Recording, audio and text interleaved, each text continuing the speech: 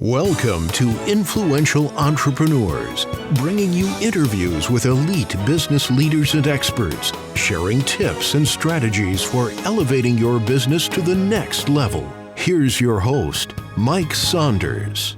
Hello and welcome to this episode of Influential Entrepreneurs. This is Mike Saunders, the Authority Positioning Coach. Today we have with us Pete Tychsen, who's the president and founder of Preservation Financial Group, and we'll be talking about having a balanced retirement strategy. Pete, welcome to the program. Thanks, Mike. Glad to be here today. I appreciate it. Hey, you're welcome. I want to dive right into, obviously, having a strategy is important and having a retirement strategy is even more important, but having a balanced one sounds like you've got a plan to put into place. But before we dive into that, give us a little bit of your story and background and how did you get into the financial services industry? Yeah, great question. I'll just give you the real thing. I've been in the financial services business ever since I graduated from Florida State University in 1986. I live here in Tallahassee with my wife, Leanne, and I have 5 mostly grown children. What was it that spurred you on to get into the industry in 86? I just always enjoyed working with people and their finances and have always looked forward to working in that realm with people, managing and preparing for their retirement. Yeah. Awesome. So I know that you talk about having a 3-bucket strategy as part of your balanced retirement plan. What are the 3 buckets? Well, hey, if you don't mind, Mike, before I go into the 3 buckets, because I think they are important, I just wanted to tell a quick story that. Oh, yeah, we love stories. My point. Yeah, sure. Great. So I don't know, but for you and the listeners, obviously, you've probably heard of Harry Houdini if you're our age. And, he was obviously a very, very famous magician. And after each show back in the 20s, Houdini would allow the biggest man in the room to come on stage afterward and punch him in the stomach as hard as he could. Houdini was very strong, and he was always prepared for the big, strong guy to punch him when he had advance notice. Now, during one show in October of 1926, while performing a stunt in Albany, New York, he actually fractured his left ankle. And that's important. Because against doctor's orders, Houdini continued his tour and he traveled to Montreal, Canada, and he performed at McGill University on October 22nd, 1926. October 22nd, 1926. Now, after the show, he invited some students to visit him in his dressing room. Now, the magician's sore ankle was still bothering him, so he plopped down on a couch while the group chatted. Soon after, a small, skinny student named Gordon Whitehead popped into the dressing room, and abruptly delivered 4 or 5 terribly hard, well-directed blows to Houdini's stomach. He wasn't trying to do him any harm. He just thought he was doing a continuation of the trick that he had just seen on stage. Now, Houdini had no time to prepare for the punches, and this left him doubled over in extreme pain. Gordon Whitehead, the student, apologized profusely because Houdini said the trick only works if he's prepared for the punches. Houdini, that same evening, had cold sweats, fatigue, and was in great pain, as you could imagine. Soon after, he collapsed and he was rushed to the hospital. Doctors successfully removed his appendix, but but it had already ruptured and poisoned his insides. He passed away on October 31st with his wife and his 2 brothers by his side. Now, Mike, you might be saying, Houdini was the foremost authority on surviving big risks. But the one thing he could not survive was this skinny little kid's punch that he was not prepared for, that he did not see coming. That took him by surprise. And what that shows us in so many ways of life is how risky something is depends on how well you're prepared for it. Not just how big a risk it is or how much damage it can cause, but whether it's a surprise or not. So, Mike, the takeaway from this story is to be properly prepared to take on things that can pack a punch. Several things for pre-retirees and retirees that can pack a stiff punch are taking too much risk in the stock market, not having a written income plan of what assets to spend first and how long they will last, and to have an understandable financial plan versus a collection of financial products similar to a junk drawer. Okay. I like the word proper that you put in there because preparation is fine. But if it's not proper preparation, it doesn't do what it is supposed to do. Kind of like the old saying when your kids take piano lessons, oh, practice makes perfect. Well, not really, because if you don't practice properly, then you're not going to become perfect. You're just going to have that same rut of wrong practice. So proper preparation for that retirement strategy, I think that is really strong. Yeah, exactly. So basically, I tell that story just so people will be reminded it's so important to be ready and be able to brace for something that could pack a punch. So one of the things that we do to make plans safer, more secure, and so that they are more guaranteed to work out is to make sure that people don't put all their eggs in one basket, like Mama always taught us. So Yeah. we want to really talk about the three bucket strategy because I think it will give people a little bit of a retirement roadmap process on how to divide up their assets to plan for maximizing their retirement and maximizing the enjoyment. So let me just tell you a little bit about that. Yeah, go ahead. Okay. So obviously, recently in recent years, the stock market has climbed higher. And we can all agree, though, it has a potential to be a roller coaster ride. Now, especially for soon to be retirees who expect to regularly draw a chunk of their income from a stock market heavy portfolio.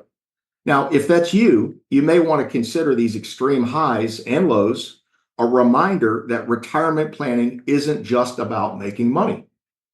It's also about protecting what you've worked so hard to build because most of us have only one shot at getting retirement right. And you can't overlook the damage negative stock market returns can do to the longevity of your nest egg, especially as you begin taking distributions from your investment accounts. Remember, Mike, if you've worked for 40 years, you've been adding to those accounts and not withdrawing. That's an accumulation stage. And then if you go, once you retire, you begin to withdraw from those accounts, you're in a distribution stage. So it's all different. Now, don't get me wrong. I mean, if the market dips or dives while you're still working, it's not fun. But while you're working, you may be more likely to recover from a big loss, even though it might take a while, because you're not pulling out the money, because you're not pulling money out of your accounts and you're still putting money in. So, Mike, this is the big takeaway. The closer you are to retirement, or if you are already retired, the more money you should have safe, guaranteed, and protected. Because the older you and I are, we have less time. A volatile market is far more dangerous when you start to take the withdrawals. Again, because they don't have the ability to come back once the market starts to come back. You've already taken that money out and spent it. This, amongst financial professionals, is called the sequence of returns risk. I can give you a real simple example just over the podcast. Just imagine that somebody saved up $1 million in a retirement account. Now, you may have a whole lot more. Somebody might have a whole lot less. But let's just say it was $1 million. And they've been reading on the internet and they said, hey, Pete, I've read I can take 4% out per year. Okay, great. They can take $40,000 out per year to supplement their Social Security and or pension and maybe have a nice income. But what if that stock market account collapsed by 50%? Like it has twice in the last 25 years. Let's say your nest egg went from $1 million down to 500,000. Well, you were taking 4% out of $1 million, which is 40,000 a year. What percentage would you have to withdraw now to get the same 40,000? The answer is you'd have to take 8%. So if you start taking out that type, what were you saying? I said, wow, that you wouldn't think that you wouldn't think it would be double. Yep. Because it falls in half. So you have to double the percentage. Put it in real layman's terms. If you start taking out big withdrawals when the market's down, you run the risk of running out of money prematurely. Basically, if negative returns occur in the early years of retirement and you need to sell some of your holdings to get the income you require, there's a good chance you'll have to sell more shares because you'll be selling at a lower price. That means you may not have enough shares left in your prematurely drained account to take advantage of positive returns when they occur in the future or when your money comes back in the future. Basically, Mike, it's the timing that matters. Unfortunately, unfortunately, we can't predict what the market will do in the years just before and after you retire. Here's how we determine the different buckets to use. Let's just take a hypothetical example. Bob and Mary Smith, a hypothetical couple in their 60s. They've saved about $1.1 million and are dividing the money into three different buckets. Based on what they're living on now and the things they want to do when they're no longer working, the Smiths expect they'll need about $10,000 a month in retirement. Together, they have about $7,000 in guaranteed monthly income from pensions and Social Security, but they'll need approximately another $3,000 per month, indexed for inflation by about 3% to cover their income gap. They don't want to adjust that amount and take less if the market isn't doing well, but they also don't want to deplete their savings by selling at a loss if there's a correction. So fortunately, there are strategies that can help savers shield their portfolio from bad retirement timing. One that can work well for savers who are in or near retirement is to separate and rebalance their assets into three different buckets. So the first bucket would be in the bank. We call that our blue bucket, money in the bank. The money in this bucket is for immediate income needs. So it's best to keep it in low risk, liquid investments such as checking and savings accounts. The money in the short-term bucket can be used to cover unexpected expenses or an ill-timed market dip, so you don't have to sell stocks at a loss to get the funds you require. The second bucket is the protected income. It's the green bucket, protected income or medium-term bucket. This is the bucket you'll mostly rely on to get through the first 10 or 15 years of retirement. This is an area where we use guaranteed accounts. Now, you'll want to use accounts that can provide safety and dependable income, but also grow your money at a higher rate than the money in the bank bucket. Several options are available. The first is a money market account. This may work for a few, but often disappoints due to low rates of return. Also, we want this bucket to provide you with approximately 10 to 15 years of income while you spend this entire bucket down to a designed zero balance. The second option is using a fixed or fixed indexed annuity with no management fees. This may be a better choice for those folks who want to participate in some of the upside of the stock market index, such as the S&P 500, while still having their principal guaranteed. The money in the protected income bucket is designed to protect your principal while providing you with an income for the next 15 years or so in this example. And this in turn does two main things. Number one, it helps you avoid the risk and anxiety of running out of money prematurely in retirement because the first 15 years of income are planned, because the 15 years of income are planned for.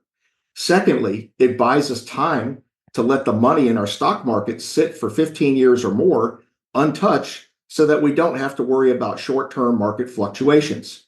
After this period, we would take a chunk from the growth bucket and dump it again into the protected income bucket later. I think protection and guarantees and having people feel like, man, I don't want to open up my portfolio statement. I'm worried about what I will see because I watch the news. You know, that's got to be a huge peace of mind aspect when you're focusing on that protected bucket. Yeah, it absolutely is, Mike. And then, so we've talked about the blue bucket, money in the bank. We've talked about the protected income where we can do an income plan for 10, 15, or even 20 years. And then let's go over the red bucket, the money in the stock market. We think it's good to have some money in the stock market, just not maybe all of your money because of the market risk. When, as we said earlier, the older we get, we have less time. But think of the red bucket. The money is for long term. You know, the blue money in the bank is short term. The green money for income is medium term. And the red money in the stock market is your long term bucket. So think of this bucket as your retirement plan's fountain of youth. You'll use it to keep growing funds for the future and to replenish the other two safer buckets when necessary in the future. Your age and risk tolerance will help you decide what investments will work best here, but growth stocks, small cap stocks, emerging market stocks, high yield bonds, and index funds are common choices. Ultimately, it's up to each retiree, hopefully with the help of an advisor, to determine how much to put in each bucket and what to invest in. With this strategy, the medium-term green bucket typically gets the portion necessary, again, to provide you with 15 plus years of income, indexed for inflation, but your percentages may depend on several factors, including your legacy goals. If you're closing in on retirement 5 or 10 years out and your portfolio is still focused on accumulation, it may be time to talk to an advisor about changing your priorities to wealth preservation while looking at distribution. Your money can and should keep growing, but it should be invested in a way that doesn't put your retirement or your stress level at risk. I think that's huge, and I think that you can, a lot of people would say, "Here's the formula," or "Here's this template," or "Look at this bucket," but it gets down to your stress level, and one person's risk tolerance or stress level is going to be different than the other. And I love how you say there should be some in all. You're not going to put everything into the green or the blue or the protected. That's super important. What do you do when you're working with a client to help them understand the strategy to allocate these through these buckets? Because what is the percentage? Should 10% be in this one or 30%? How do you determine what those allocations should be? Yeah, that's a great question. It's really not very difficult, but we really have to have the background of how much do they have a pension? How much is it? Is it going to continue to the spouse if they predecease their spouse and they're married? How much are they getting from Social Security? How much do they need each month? So once we have that exact information and really want to know the goals and the dreams of what people want to do, tying into the pleasure, the fun stuff in retirement, traveling, spending time with friends and family, and doing all the hobbies and things they want to do, it's not hard to build that. We just have to do a good job of asking the questions, getting the right answers, and then we design that bucket strategy to fulfill the hopes and dreams and the security needed for that couple or for those folks. It sounds like you almost become a life coach of sorts at the beginning, sitting down and going, "Hey, what does retirement look like to you? Are you going to travel all the time? Are you going to, start a nonprofit? Are you going to all of these things, which then would predicate how we're going to allocate those buckets, right? I mean, and I would even suspect that you sit down with some people that kind of go, it's kind of fuzzy. I don't know what our retirement should look like." Yeah, but it is a little bit of a life coach because those are the Hmm. things that people are really after, right? It's really not just about the money or the numbers or the figures. It's really about what do people really want to do. I had a client in the other day that was a married couple, and they were going to take over 30 family members on a cruise to Canada. They were going to take Wow. kids, grandkids, whatever. They wanted to live life now with a part of what they have saved up so hard for. And this was so important to them. So this is exciting for me to hear all these neat stories and these goals and these big trips and the things that people want to accomplish. And then we go ahead and build a plan to make sure they can accomplish that.